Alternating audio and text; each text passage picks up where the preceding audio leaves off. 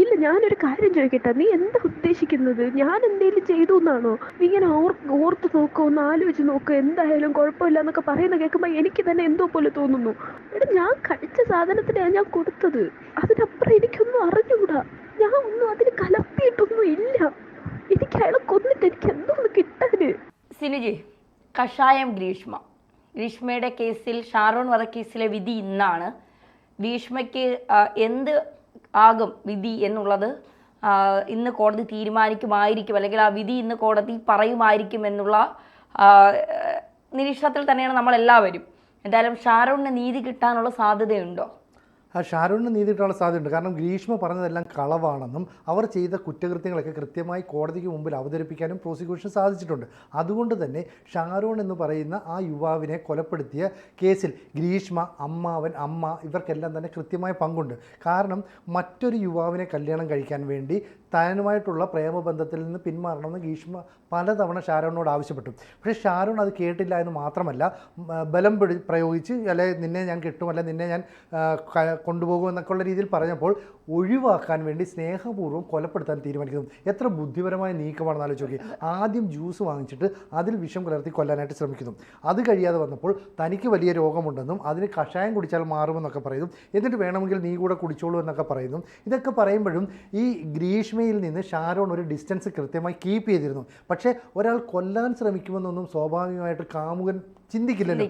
മാത്രമല്ല, പലതവണ ഒഴിഞ്ഞു മാറാൻ ഗ്രീഷ്മ ശ്രമിക്കുമ്പോഴൊക്കെ ഷാരോണിൻ്റെ നിർബന്ധത്തിന് വഴങ്ങി ഗ്രീഷ്മയ്ക്ക് ആ ബന്ധം തുടരേണ്ടി വരുന്നു. മാത്രവുമല്ല, ഈ കല്യാണം കഴിക്കാൻ പോകുന്ന ആൾ പട്ടാള ഉദ്യോഗസ്ഥനാണ്. അപ്പം ഷാരോണിനേക്കാൾ സാമ്പത്തികമായി ഉദ്യോഗപരമായി ഒക്കെ മെച്ചപ്പെട്ട ഒരു ജീവിതം കിട്ടും. അപ്പം താൻ എന്തിനാണ് ഇവൻ്റെ കൂടെ പോയി തൻ്റെ ജീവിതം നശിപ്പിക്കുന്നത്? അപ്പം സ്നേഹപൂർവ്വം പറഞ്ഞു നോക്കി, നിർബന്ധപൂർവ്വം പറഞ്ഞു നോക്കി, ഒന്നും നടക്കുന്നില്ല. അപ്പോൾ പിന്നെ ഒടുവിൽ എങ്കിൽ ഇവനെ അങ്ങ് തീർത്ത് കളയാമെന്ന് തീരുമാനിക്കുന്നു. അപ്പോൾ എത്ര കൃത്യമായ ആസൂത്രണം നടത്തി. ഈ കഷായത്തിൽ ഈ വിഷം കലർത്തി കൊന്നാൽ ആൾ തിരിച്ചറിയില്ല.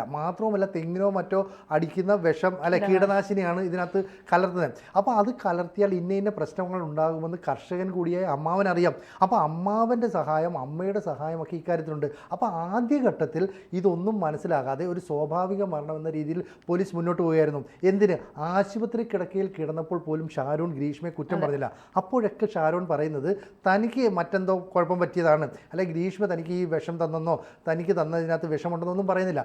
ഒടുവിൽ ഈ ഷാരോൺ ഇത് തിരിച്ചറിയുന്ന സമയത്ത് പോലും ഗ്രീഷ്മയെ കുറ്റപ്പെടുത്താതിരിക്കാൻ ശ്രമിച്ചു. അപ്പോൾ ഷാരോണിൻ്റെ സ്നേഹം കുറച്ച് ആത്മാർത്ഥമായിരുന്നില്ലേ? എന്നിട്ടും ഗ്രീഷ്മ അത് ചെയ്തില്ലേ? അപ്പോൾ അങ്ങനെയുള്ള ഒരാൾക്ക് ഒരു കാരണവശാലും ഈ നിയമത്തിൻ്റെ യാതൊരു സഹായം ലഭിക്കരുത് എന്നാണ് പൊതുസമൂഹം ചിന്തിക്കുന്നത്. അങ്ങനെ തന്നെയാണ്. പക്ഷേ ഗ്രീഷ്മയുടെ വക്കീൽ ഗ്രീഷ്മയെ രക്ഷിക്കാനായി പറഞ്ഞ കുറച്ച് കാര്യങ്ങളാണ് സത്യത്തിൽ സമൂഹം ഇപ്പോൾ ചോദിക്കുന്നത്. ഈ വക്കീലിന് നിനക്ക് എന്തെങ്കിലും പ്രശ്നമുണ്ടോ എന്ന് വരെ ചോദിക്കുന്നവരുടെ. കാരണം ഈ പാരസെറ്റമോൾ ഗുളിക ആദ്യം അത് 2-3 തവണ കലക്കി ജ്യൂസിൽ കൊടുത്ത് കൊല്ലാനായിരുന്നു ശ്രമം, ഡോളോ പോലുള്ള ഗുളികകൾ. അപ്പോൾ അത് തിരഞ്ഞത് എന്തിനാണ് എന്ന് കോടതി ചോദിച്ചപ്പോൾ ഈ പനി വരുമ്പോൾ പാരസെറ്റമോൾ ഗുളിക ശരീരത്തെ എങ്ങനെയാണ് ബാധിക്കുന്നത് കഴിച്ചാൽ എന്ന് നോക്കാനായിട്ടാണ് ഗ്രീഷ്മ അത് തിരഞ്ഞത് എന്നാണ് പിന്നെ എന്താ പറയുക, പിന്നെ അഡ്വക്കേറ്റ് കോടതിയിൽ പറയുന്നത്. മാത്രമല്ല, ഈ കീടനാശിനി അല്ലെങ്കിൽ ഈ മറ്റ് പിന്നെ ഈ കൊല്ലാനുള്ള മരുന്നുകളൊക്കെ തിരഞ്ഞത് എന്തിനാണെന്ന് ചോദിക്കുമ്പോൾ ഗ്രീഷ്മയ്ക്ക് ആത്മഹത്യാ പ്രവണത കൂടുതലായിരുന്നു. അപ്പോൾ ആത്മഹത്യ ചെയ്യാൻ വേണ്ടിയാണ് ഈ ഗൂഗിളിൽ ഈ വിഷങ്ങളൊക്കെ തിരഞ്ഞത് എന്നാണ് പിന്നെ പ്രതിയുടെ വക്കീൽ വാദിക്കുന്നത്. എന്തായാലും കേരളം ഒന്നടങ്കം കോടതിയുടെ ആ വാക്കുകൾക്കായി കാതോർത്തിരിക്കുകയാണ്. കാരണം 23 വയസ്സായ ഒരു ചെറുപ്പക്കാരൻ, ഞാൻ ആ വീട്ടിൽ പോയിട്ടുണ്ട്, വാർത്തയുമായി ബന്ധപ്പെട്ട് ഈ കേസ് തീരുന്നത് വരെ ഈ കേസിന് പുറകെ ആയിരുന്നു ഞാൻ ആ സമയത്ത് ജോലി ചെയ്ത സ്ഥാപനത്തിൽ നിന്ന്. അതുകൊണ്ട് ഈ പെൺകുട്ടി ഈ ഷാരോണുമായി പോയ എല്ലാ സ്ഥലങ്ങളും, തമിഴ്നാട്ടിലെ ഈ കുട്ടിയുടെ വീട് മുതൽ ഇവർ എടുത്ത റൂം ഉൾപ്പെടെ എല്ലായിടത്തും പോലീസ് ഈ കുട്ടിയെ ഈ പെൺകുട്ടിയെ, ഗ്രീഷ്മ എന്ന് പറയുന്ന ഈ പെൺകുട്ടിയെ തെളിവെടുപ്പിനായി കൊണ്ടുപോകുമ്പോഴൊക്കെ ഒരു ടൂറ് പോകുന്ന മോഡലിലാണ് ഈ പെൺകുട്ടി കാര്യങ്ങൾ പറഞ്ഞു മനസ്സിലാക്കി കൊടുക്കുന്നത്. തമിഴ്നാട്ടിലെ ഒരു സ്ഥലത്ത് 3 സ്ഥലങ്ങളിൽ ഇവർ റൂം എടുത്തു. അതിൽ ഒരു സ്ഥലത്ത് മാത്രമേ പോലീസ് തെളിവെടുക്കും. കാരണം ഏറ്റവും അവസാനമായി ഷാരോണുമായി ഇവർ ലൈംഗിക ബന്ധത്തിൽ ഏർപ്പെട്ട സ്ഥലത്താണ് പോലീസ് തെളിവെടുപ്പിനായി കൊണ്ടുപോയത്. ആ സ്ഥലത്തെത്തിയപ്പോൾ പോലും സാധാരണ മാധ്യമങ്ങളും ജനങ്ങളും ഒക്കെ കൂടുമ്പോൾ ഒരു സ്വാഭാവികമായ ഒരു നാണക്കേട് നമുക്കുണ്ടാകും. പ്രത്യേകിച്ച് തെറ്റ് ചെയ്തിരിക്കുന്നു, അത് മാധ്യമങ്ങളിൽ വരുന്നു.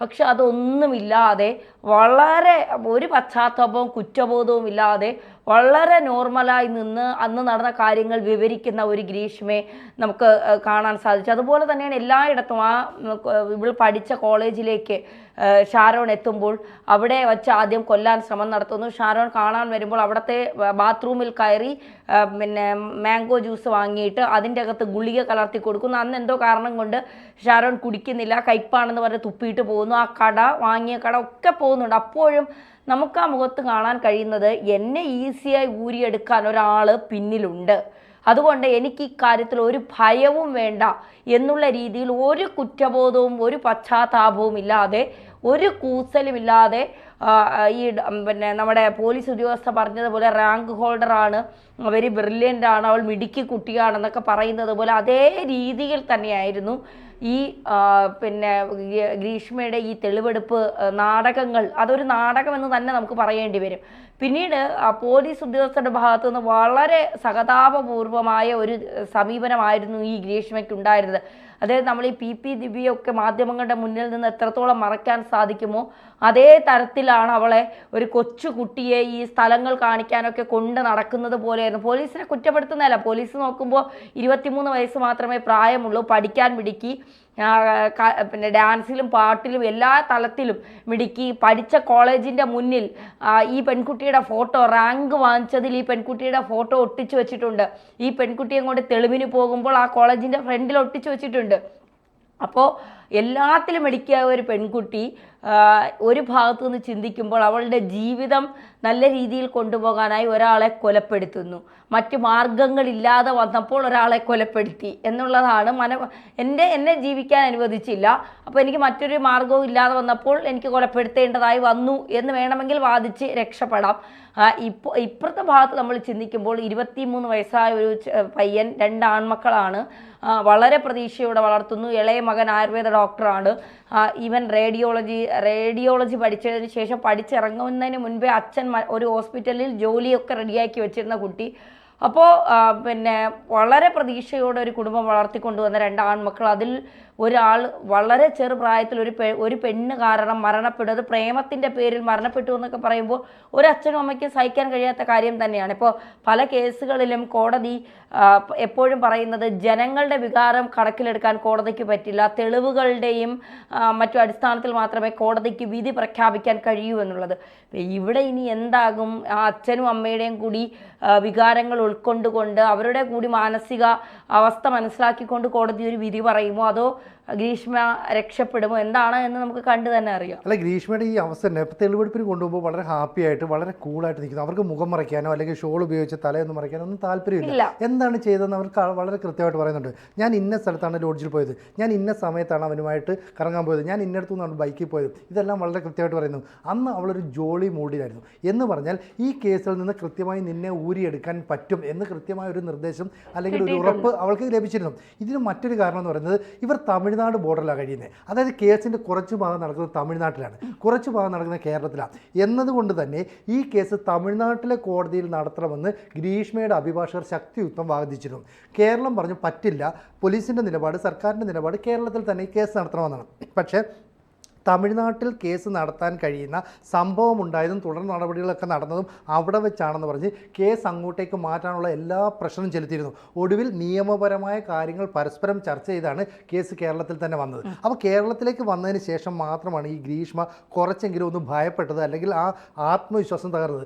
കയ്യിൽ ഇങ്ങനെ കരുതിക്കൊണ്ട് നടന്നിരുന്ന ഒരു ആത്മവിശ്വാസം ഇങ്ങനെ ഊർന്ന് താഴേക്ക് പോയി എന്ന് മനസ്സിലായപ്പോൾ മാത്രമാണ് ഗ്രീഷ്മയുടെ അമ്മയും അമ്മാവനും പെട്ടുപോയത്. മാത്രമല്ല ഗ്രീഷ്മയ്ക്ക് ഈ കീടനാശിനി പെട്ടെന്ന് കണ്ടുപിടിക്കാൻ കഴിയില്ല. അപ്പം മറ്റൊരാളുടെ സഹായം എന്തിനാണ്? തനിക്കൊരാളെ കല്യാണം കഴിക്കണം, തൻ്റെ കുടുംബം നിശ്ചയിച്ചിരിക്കുന്ന ഒരാളെ കല്യാണം കഴിക്കണം.